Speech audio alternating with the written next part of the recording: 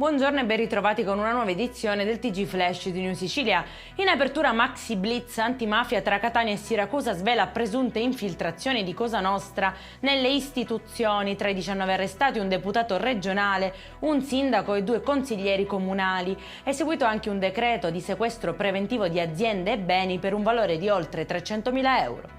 Violenza inaudita nei confronti di un bimbo indifeso di appena 4 anni, giunto in ospedale con un braccio e una gamba fratturate. La madre ha tentato di giustificarsi con i medici dicendo che il piccolo era caduto dal letto. Dalle indagini invece è emersa la verità. L'autore delle violenze infatti sarebbe il compagno della donna, padre biologico del bimbo. L'uomo così è stato arrestato a Scicli, paese del Ragusano dove vive la coppia. Etna nuovamente in eruzione. Nel frattempo l'INGV ha registrato nella notte un terremoto di magnitudo 2,6 con epicentro a 1 chilometro a nord-est di Sant'Agata di Battiati.